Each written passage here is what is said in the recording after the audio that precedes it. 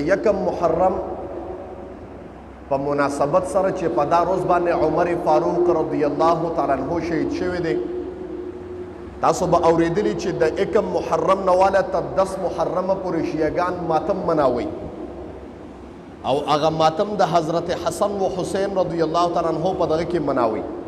چې ظلم شوی د کربلا په میدان کې. لیکن دیته د یکم محرم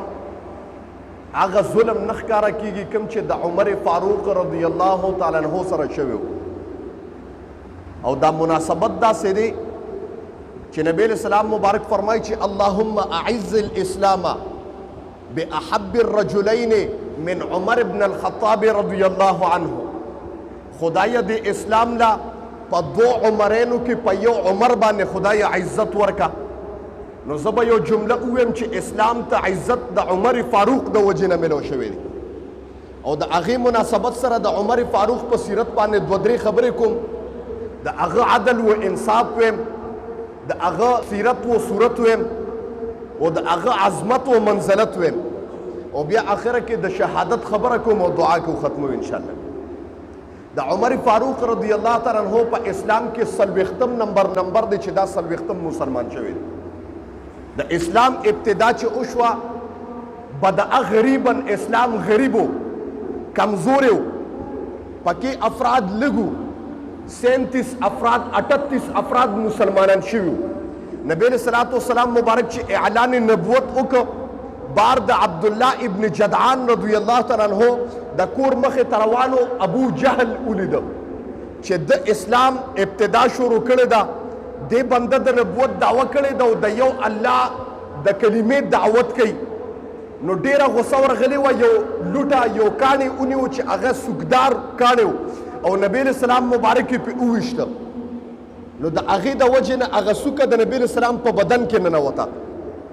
د هغې د وجې نه د نبی علیہ السلام مبارک د بدن نه وینې شروع شوې. نبی علیہ الصلوۃ والسلام مبارک حرم ته راغی، مکې مکرمې ته او بیت الله ته مخامخ شه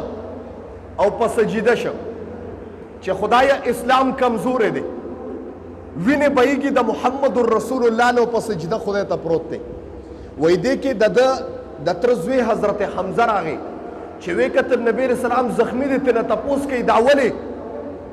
نبی علیہ السلام ورته ابو جهل لا باندې گزار وکړ. دا حمزه هم دغه ټیم کې کافر دی، مسلمان نه دی. وایي حمزه وایي زه په جلال کې رالم او دا جلال الهي جلالو د الله د طرف نو. ما وی ما سره دغه ټیم کې د تیر کمانو رالم، ابو جهل د نورو سردارانو سره ناستو، ما هغه تیر ونیو ابو جهل له مې سر لره خلاص کړ او جمله وره په عربو کې چا څه وویل، قسم د ما د قسم په بوتانو باندې چې مانه یو قسم په عربو کې جمدی پاتې نشي. وی ابو جهل ته پته ولګېده چې د ده وینې جوش کړی دی. ما وی جوش نه دی کړی، جذبه، قوت، شجاعت د خدای د طرف نه ملو دی. ابو جهل پوه شو، وایي معافي غواړم، ما معاف کړی دی او ما معاف کا. وایي دا حمزه راغی، نبی علیہ السلام په سجده پروت دی. نبی علیہ السلام له داسې سر له داسې کړه چې یبن اخي قم، ای د پاسه ستا بدله مې واغشته. دویمه پیره اواز وکړه، نبی علیہ السلام اواز ورنه کړ. په درېیمه پیره اواز وکړه، نبی علیہ السلام د سجدې نه چې سر راوچت کړ او چې ویې کتل د نبی علیہ السلام مبارک شونډې اوچې شوي دي په رخسار باندې، گویا چې اوښکې بهیږي. خبره کوم زما محترم، په رخسار باندې اوښکې بهیږي. نبی علیہ السلام مبارک چې ورته وکتل، ستا بدن مې اغشتی دی، ستا بدن مې اغشتی دی. نبی علیہ السلام ورته څه وایي؟ جملې ته توجه شي. نبی علیہ السلام مبارک سترګو نه اوښکې بهیږي او شونډې اوچې شوي دي. نبی علیہ السلام ورته زه په دې نه خوشحالېږم چې تا د هغه نه بدل وانغست. دا حمزه وایي چې دا د خنزیرانو سردار دی، د ابو جهل په مکه کې لوی خنزیر دی، د چا مجال نشته چې دله ګوت یوسې ما بدل واغسته. دی وایي چې په دې نه خوشحالېږم. نو ما ورته ووایي ته به په څه باندې خوشحالېږې؟ نو د محمد رسول الله صلی الله علیه وسلم مبارک د طرف نه جمله راله. ما وی په سترګو نه اوښکې بهېدې، په رخسار باندې اوښکې بهېدې، په شونډې اوچې وې، په شونډو اوچو باندې دا کلمه ووته چې حمزه زه به په دې خوشحاله شم چې د کوم الله وحدانیت ما منلی دی، کم الله ما منلی دی، نو هغه الله تم ومنه. وی دی حمزه چې دا اواز ورېده، وی قسم د کلمې وی چې اشهد ان لا اله الا الله و اشهد انک محمد رسول الله، چې زه ګواهي ورکوم چې الله حق او سچ دی او ته پیغمبر شو. سر سبحان الله. وی نبی علیہ السلام مبارک وی چې د حمزه د اسلام خبره مې واورېده یا خو اوښکې د خفګان او د درد نه وي یا اوښکې د دغه رخسار باندې اوښکې د خوشحالۍ نه به دي و ما دا غلاف د کعبې ونیو و اواز مې وکړه اللهم اعز الاسلام اللهم اعز الاسلام خدایه اسلام له عزت او بري ورکړه باحب الرجلین په دوه کسانو کې په یو باندې چې د یو عمر بن الخطاب نوم دی خدایه چې عمرو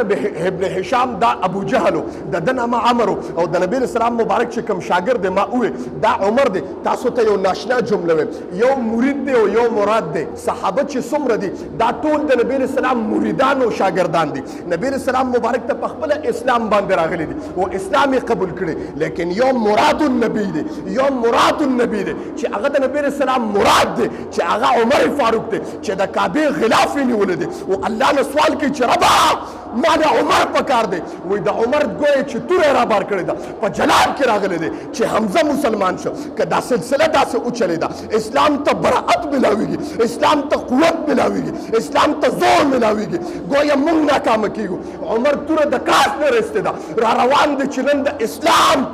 باندې ختمو د اسلام ابتدا چې چا کړې ده محمد رسول الله ختمېدو دپاره را روان دی د ما محترم توجه غواړم ستاسو توره د کاش نه رسته ده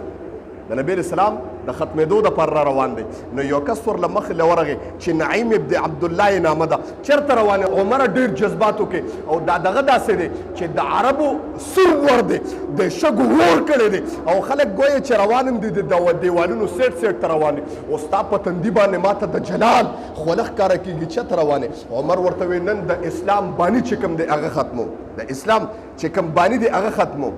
څوک ختمه وای نن چا چې اسلام پیلو کړی د ماوي نقصان اون رسی هغه ختموم دا شی د جرړو نه ختموم د ما محترم توجه غواړم وای ما ورته وی نعیم ابن عبد الله وای ما ورته وی تاسو واقع اوریدل د خو نقطه درته وی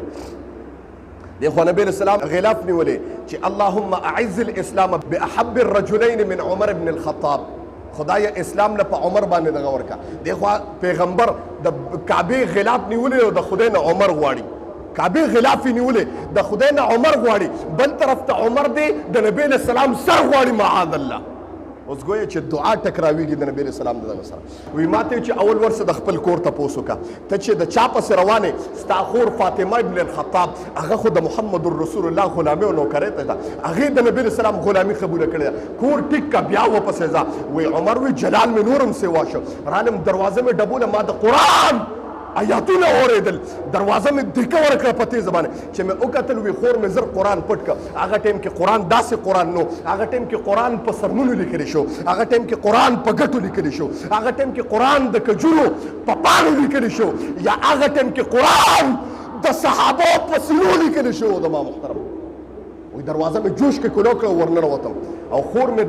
د دې مرغوټ نه ونیوله او کمسۍ نه مې راخلاصه کړه دې ځمکې له دومره مې په دا سر وواله چې زما د خور د تندي نه وینې بهېدې په وینې مې لهو لوهان کړه ما ته یې وی خور مې راپاسېده جذبې ته خور مې راپاسېده ما ته یې وی چې عمر رسوله د کوم پلار چې تاسې د هغه پلار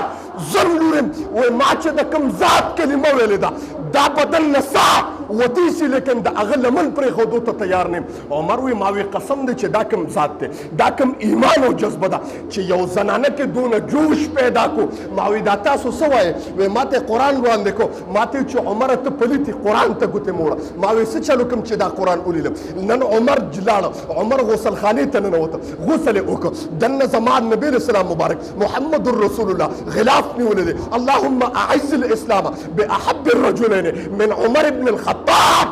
رضی الله عنه دغه پیغمبر غلاف نیولې دغه عمر په جذبه کې راغلی دی وای چې کله غسل وکړو د قرآن د آیت کولو چې طه ما انزلنا عليك القرآن لتشقى چې د قرآن د آیتونه په سینه کې انقلاب پیدا شو ویښته په باندې ودرېد ما وی چې دا څنګه قرآن دی د کوم قرآن او د کوم پیغمبر چې تاسو کلمه ویلې ده تاسو غلامۍ کې تیار شوی نوکرۍ ته تیار دی سرقت کېدو ته تیار یې اولاد پرېښودو ته تیار یې حسب نسب پرېښودو ته تیار یې عمر هغه غلامۍ له روان دی عمر را روان دی نبی اسلام مبارک ته غاړه داسې کړې ده وایي صحابه یې د الله رسول عمر سره وایي ټوله ده نبی اسلام قسم دی که اسلام قبول کړ فبها ونعمه عمر دی او که اسلام یې قبول نکړ د عمر په توره باندې به د عمر نه سر وي چې عمر رانږدې شو نبی علیه السلام داسې نه بوت د عمر په سینه باندې په زړه باندې کېښودو او دعا یې وکړه اللهم اهد قلب عمر خدایا د عمر زړه ته هدایت وکړه وایي قسم دی عمر وایي چې سینې ته د محمد رسول الله لاس نږدې شو د سترګو نه مې اوښکې بهېدې او کلمه مې وویې مسلمان شوم د ماما چې کلمه مې وویې مسلمان شوم صحابه په پټه منځونه کول ما ورته وی د الله رسول جذبې ته ګوره اللهم اعز الاسلام خدایا د اسلام نه عزت ورکړه څلوېښتم نمبر مسلمان شو 40 کسان دغه ټیم کې په اسلام کې شروع شو